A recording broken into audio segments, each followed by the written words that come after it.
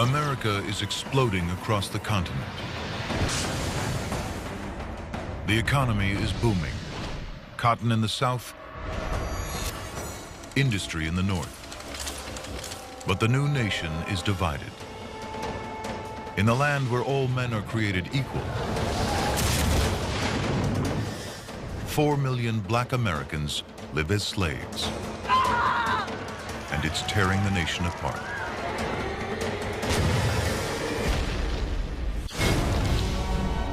We are pioneers and trailblazers. We fight for freedom. We transform our dreams into the truth. Our struggles will become a nation.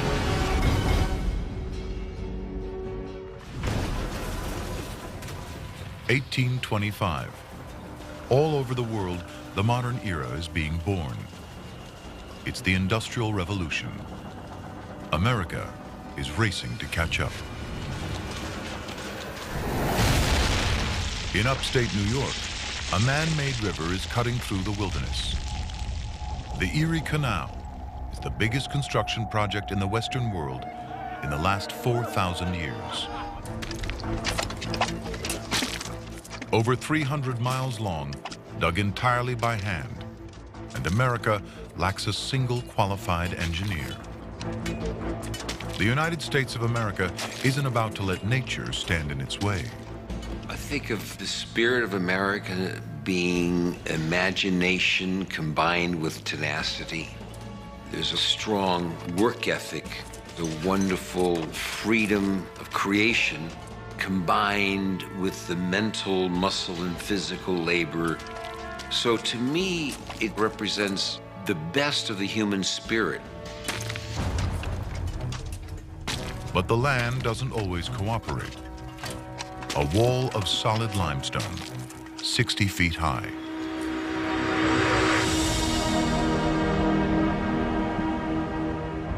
Just 30 miles from the finish line, Lake Erie.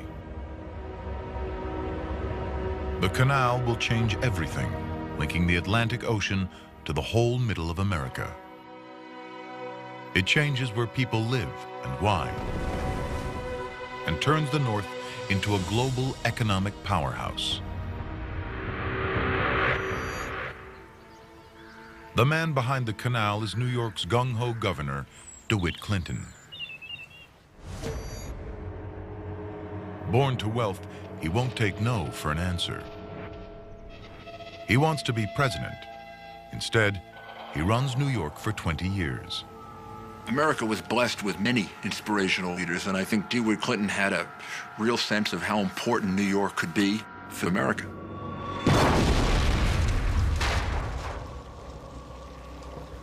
Clinton's vision: to make New York rich. Politically, the canal is a huge gamble. It's savaged in the press as dangerous and too expensive. They call it Clinton's big ditch, but it will change New York forever. It is a work more stupendous, more magnificent, and more beneficial than has hitherto been achieved by the human race. Entrepreneurship is about doing things where you don't know what it's going to look like, you don't know what it's going to be made of, you just have this instinct that you can do it and it'll work. Those guys had visions and did it. 50,000 men, 11 million cubic yards of rock, enough to fill the Rose Bowl 26,000 times.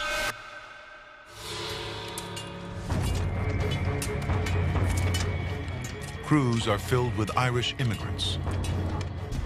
David Gilroy makes 5 times what he can earn back home. But it's hazardous work. They're literally moving mountains, and there's only one way through: gunpowder, a highly combustible mix of nitrate, charcoal, and sulfur. The wrong proportions can be lethal.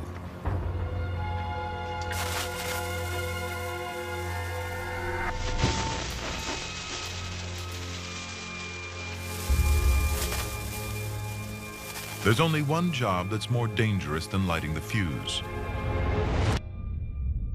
going back to relight it.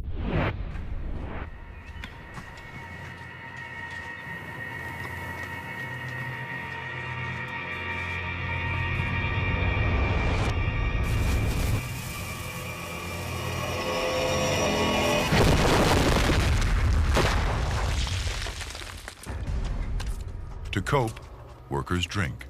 Whiskey calms the nerves and clouds the brain. An English tourist can't believe they're mixing alcohol and explosives. The Irish labourers grew so reckless of life that at the signal for blasting, they would just hold their shovels over their heads.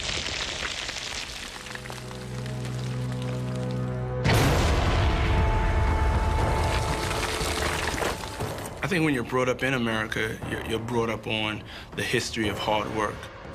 There's so many immigrants that have died to build this country. That's in our bloodstream, that's in our DNA as Americans. We don't want their lives to go in vain. Because of that, we usually work harder than anybody else.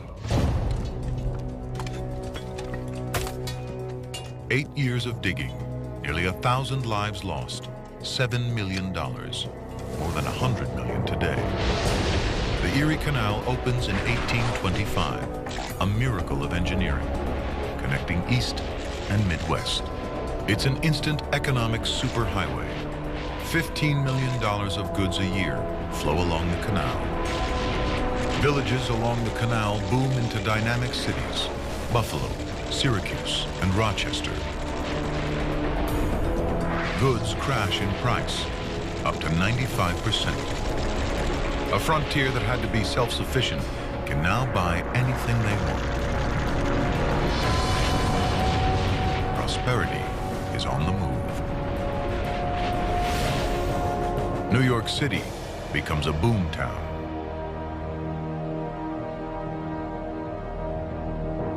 Wall Street takes off as a global financial center. The city quadruples in size and surpasses New Orleans as the nation's #1 port.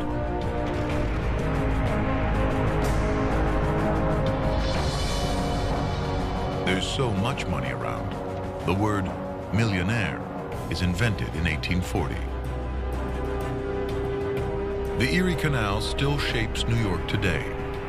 80% of the upstate population still lives within 25 miles of it.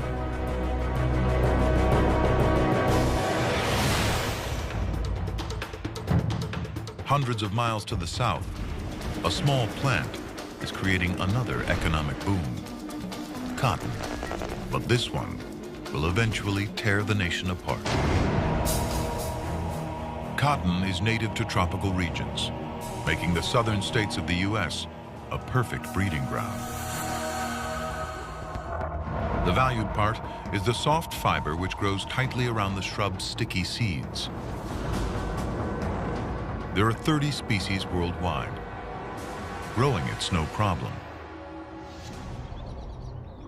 But processing the fiber before it can be spun into cloth is labor-intensive, especially separating the seeds. For years, it could only be done by hand. 1 pound took an entire day. A simple patent filed on March 4th, 1794, changes all that. The cotton gin. It automates the process and deeply divides the country. The cotton gin transformed not only America, but the world. The concept of mass production using a machine just exploded everywhere. One man can now process 50 times more cotton. Output skyrockets all over the South. In 1830, America is producing half the world's cotton. By 1850, it's nearly 3/4.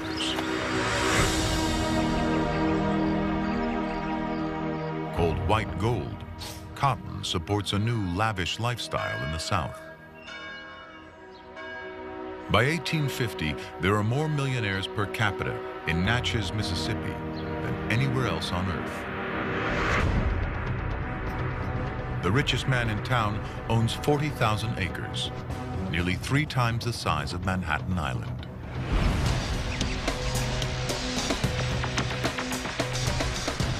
The South is thriving on the backs of humans owning other humans. It's called slavery. The North is implicated in the South's success.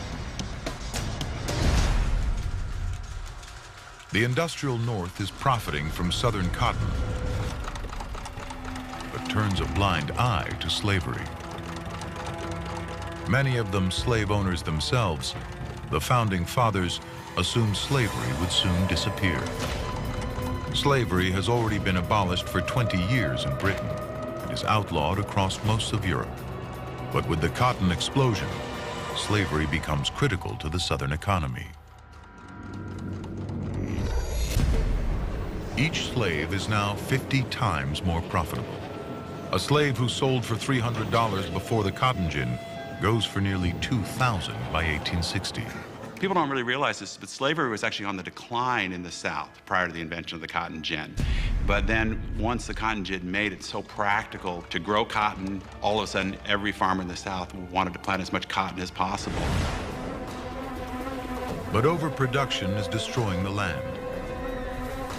Cotton heads west in search of fertile soil, bringing slavery with it. But anti-slavery forces in the North want to keep the frontier free. The stage is set for the first battles in the war over slavery.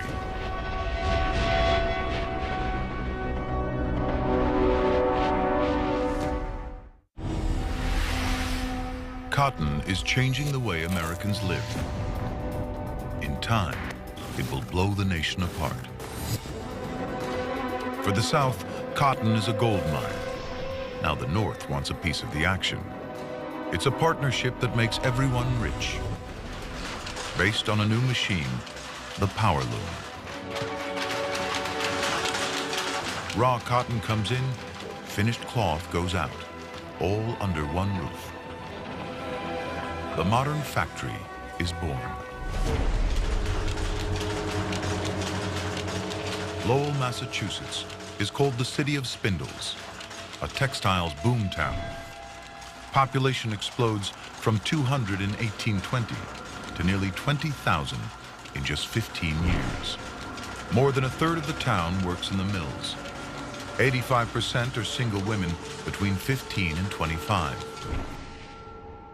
Harriet Robinson is 10. When her father dies, she goes to work at the mill. I can see myself now, racing down the alley, between the spinning frames, and carrying in front of me a bobbin box, bigger than I was. Women earn money for the first time. Harriet's wages help support her family. Industrialization is changing everyone's lives. Oh, the mill girls make good use of their money.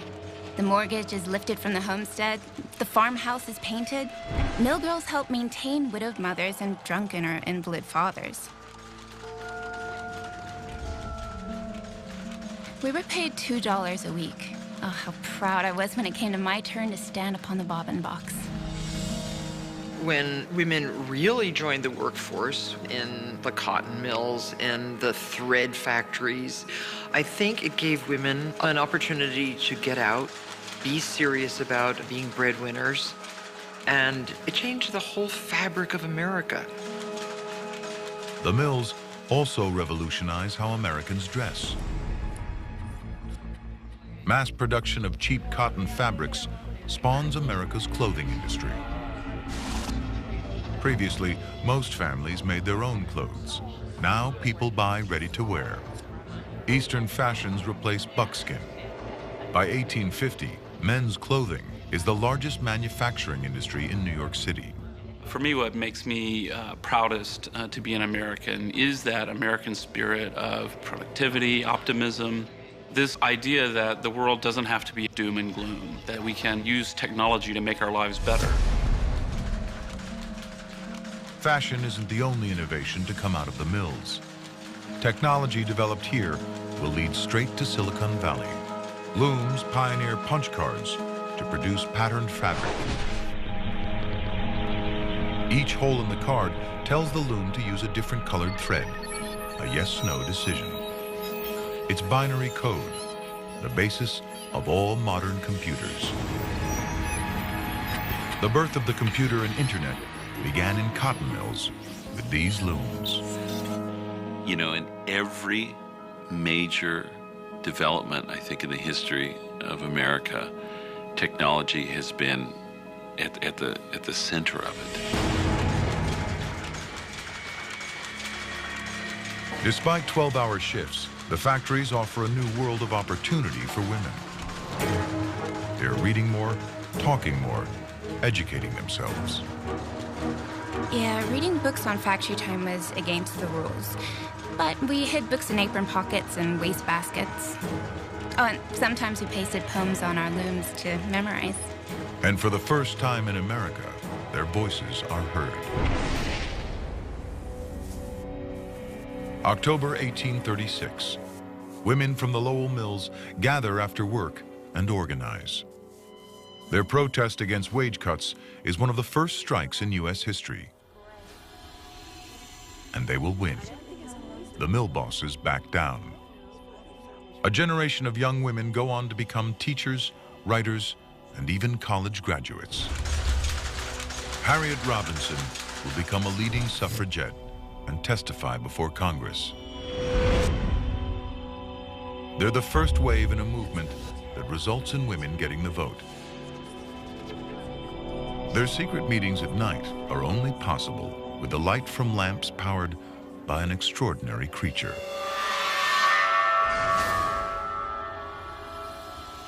Whale oil opened up the night. And like so many really transformative technological innovations, it expanded human freedom. It created a way for people to get more, do more, and achieve more. Crude oil won't be discovered for another 20 years.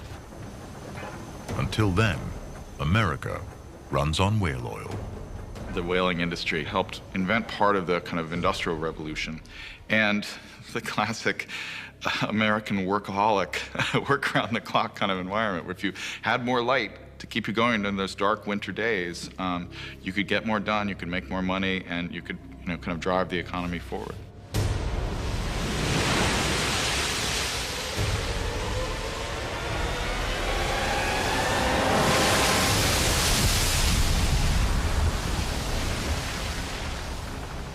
Whales are among the largest creatures to ever live on Earth.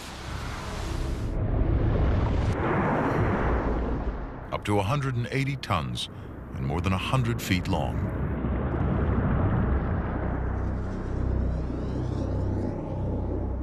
A single whale can produce up to 3,000 gallons of oil. Even today, whale oil is used by NASA. The Hubble Space Telescope runs on it.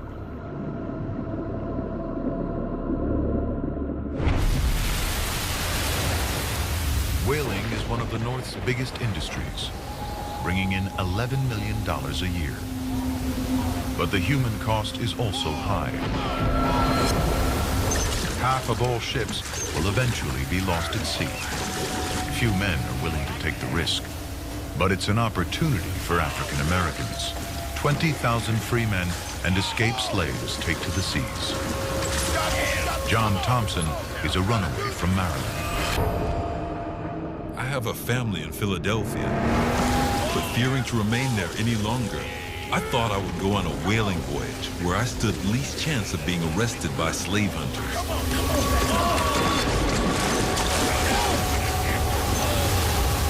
The equal opportunity offered in whaling is ahead of its time. Here, a colored man is only known and looked upon as a man, and is promoted in rank according to his ability and skill to perform the same duties as a white man.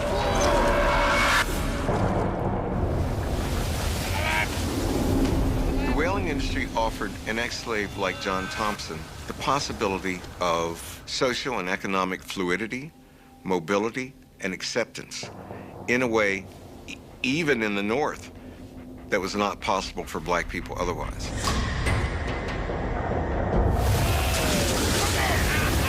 The man on the lookout cried out, "There she blows!" There were 4 whales in sight, not more than 3/4 of a mile distant.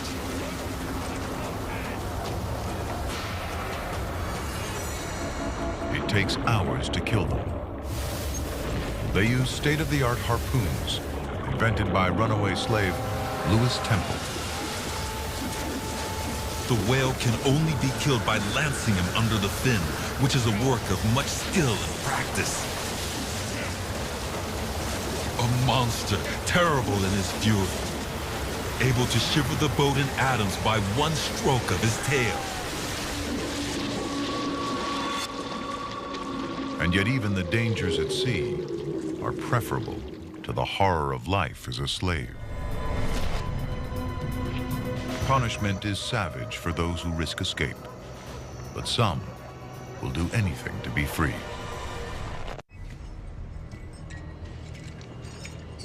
1841, New Orleans, ground zero for the slave trade. How much? It's auction day, the day every slave fears the most. In the first half of the 19th century, over 500,000 slaves are sold at auction. It's a business worth $2 billion to the Southern economy. Since the cotton boom, the value of slaves has skyrocketed. Now men cost $1,000, women $800, children $500. Solomon Northrop, an educated free man from the North, was kidnapped into slavery. Go, boy, you come over here. He would make us hold up our heads, walk us briskly back and forth, while customers would feel our hands and arms and bodies.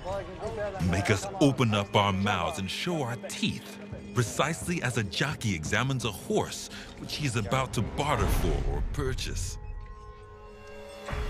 Scars upon a slave's back were considered evidence of a rebellious or unruly spirit and hurt his sale.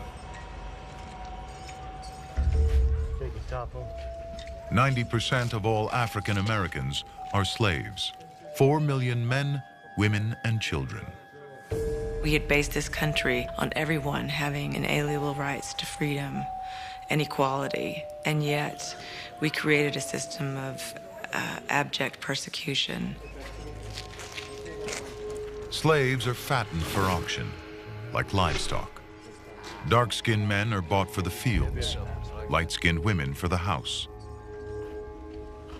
Traders lie about their ages, even dye a slave's gray hairs.